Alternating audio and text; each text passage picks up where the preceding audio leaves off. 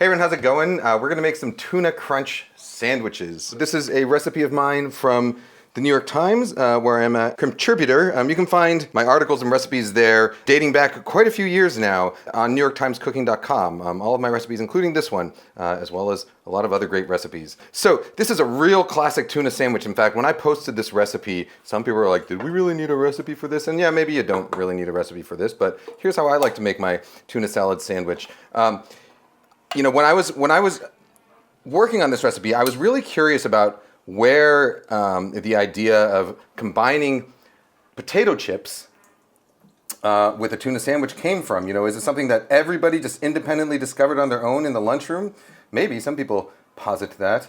I think more likely, though, it's actually because of the historical proximity of canned tuna and bagged potato chips. Both of them became popular in the 1950s, and that's around the time, if you look at records, that's around the time you start seeing potato chip topped tuna casseroles. And so I think that combination of tuna and potato chips gained popularity around that time when those two ingredients became popular independently and people realized they taste good together.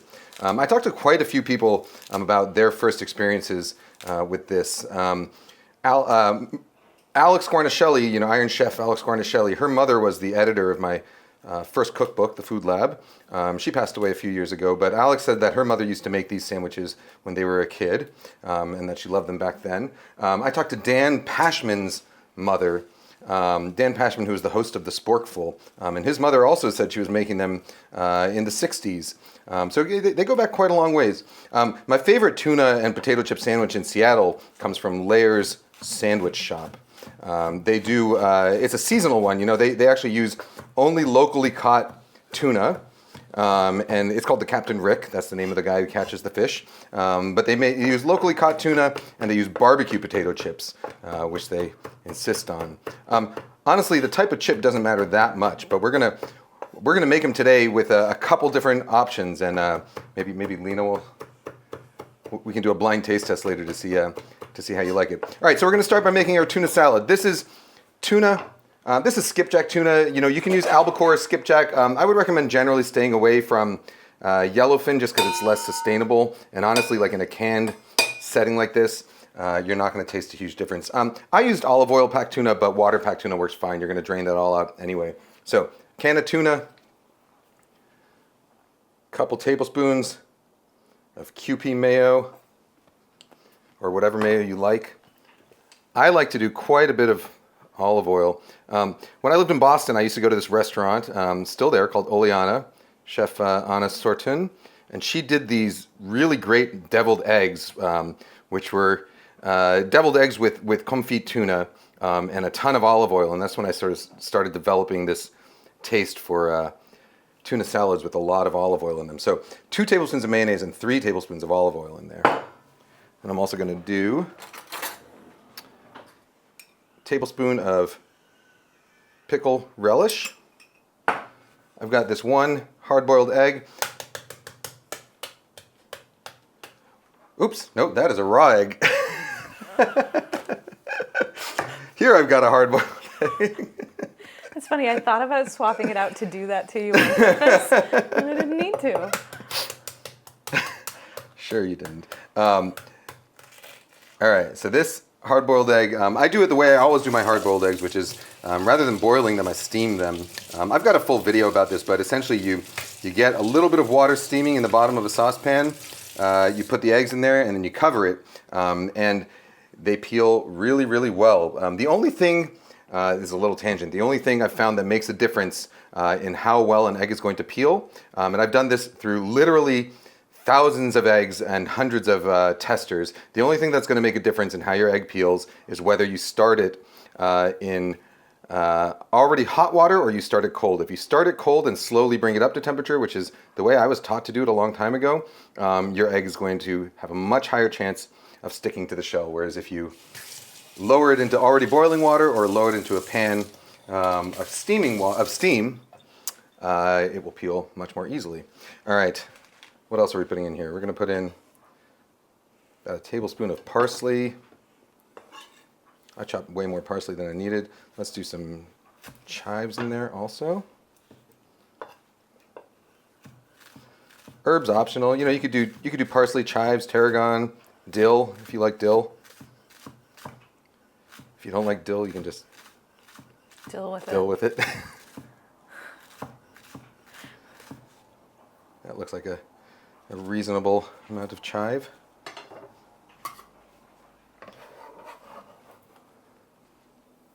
There you go. I'll do a little squeeze of lemon juice. This is altogether more complicated than a tuna salad really needs to be. If you want, you can just do tuna and mayo. But we're going whole tuna here. And then let's do about that much celery. Celery, I like to cut it into long, thin strips like this. And then line them up and cut across them.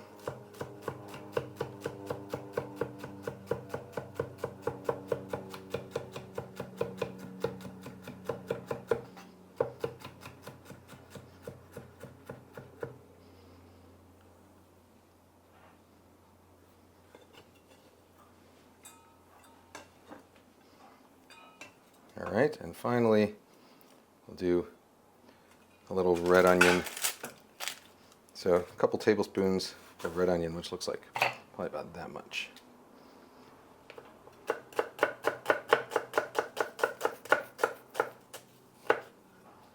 Sometimes I do scallions, sometimes I do shallots, sometimes I do no onion at all. If I've got like a yellow onion or a white onion, I might do that. But I do, if I've got the red onion, I like the flavor of it. It's a little bit sort of more pungent than a scallion or another type of onion. And I also like the beautiful color, which is definitely not red, despite the name. Pinch of salt, black pepper. All right.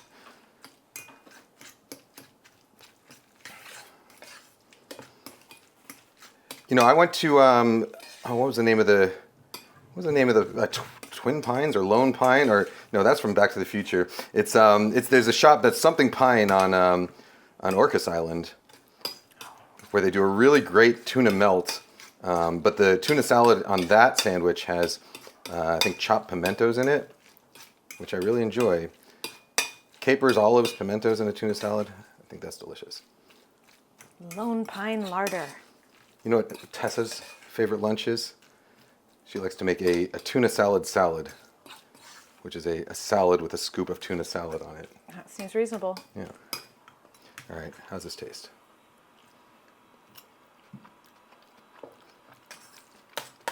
Too much relish. I'm going to go in and pick it all out.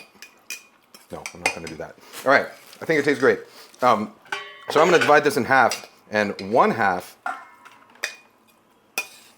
we're going to make two sandwiches here. One half we'll do with these, which Lena brought from Uwajimaya. Yep. These are Calbee umami salt flavored chips. Salt, yeast extract, MSG, shiitake mushroom powder. These are pretty good. Kombu extract. Scallop extract. Wow, okay. They've got all the umami ingredients. Not bad. All right. Those will be for there. And this one we're going to do with some tortilla chips. You know, if you're going to use plain potato chips, generally I find that I prefer to use something with a little more heft, like a ruffle or a like a kettle style chip. But today we're using these regular ones because they're special. They got that umami seasoning. This is shokupan, so Japanese kind of soft milk white bread, which is my favorite kind of sandwich bread. So the last sort of little trick here that maybe you didn't do in your high school cafeteria or your middle school cafeteria is something that my friend Allison Robicelli, who is a chef and a writer and a wonderful human being, she told me that the best way to make a tuna sandwich is to not just put the potato chips on the sandwich, but to put the potato chips actually in the tuna salad itself. So I do kind of both. we're going mayo, we're going mayo. Mayo on every piece of bread. Give it a little spread.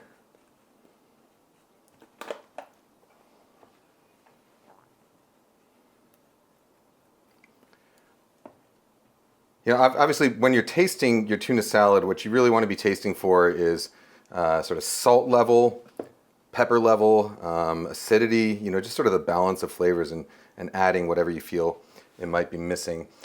We don't need to go greenage on these, but I'm going to do some of this butter lettuce here. We'll give the salad a little bib. Or the sandwich a little bit. All right. And, all right, salad number 1. We're going tortillas. Salad number 2. Oh, that's really satisfying. Wow. They look like dog food bowls. They do. People ask on my comments, like, are you using dog food bowls? I'm like, I don't, maybe, they weren't sold as dog food bowls, but also, like, it's not like dog food bowls. They're just stainless steel bowls. All right, so we mix that together. They only become dog food bowls after a dog eats food out of it. Although, come to think of it, my dog has eaten food out of these bowls. So yes, they are dog food bowls. All right, let's pile it on.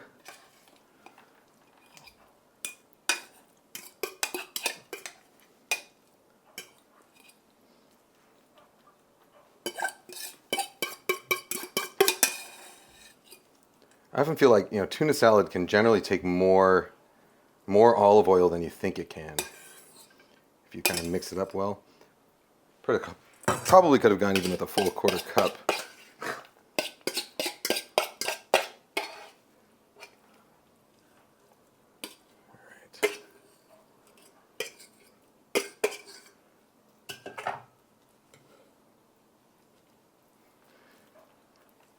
All right, and 4.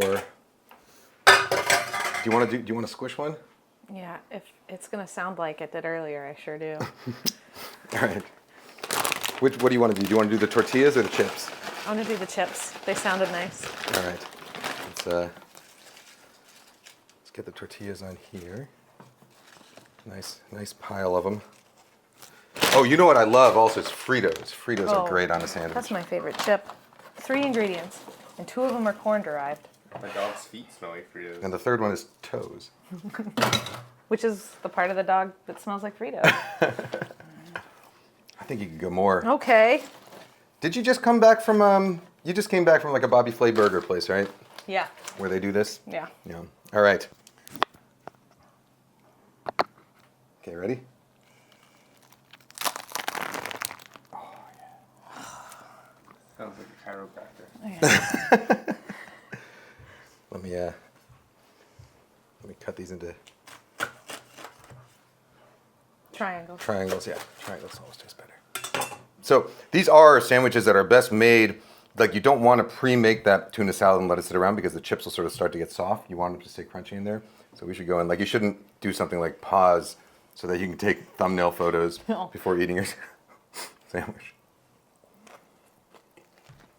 I like tuna.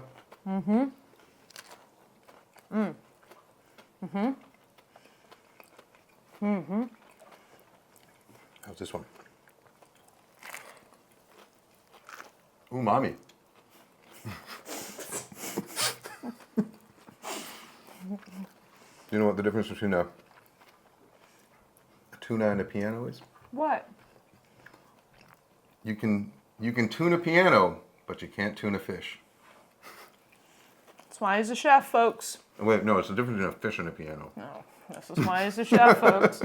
Tuna crunch sandwiches. You can find the full article and recipe on nytimescooking.com, and you can get the full video right where you just watched it.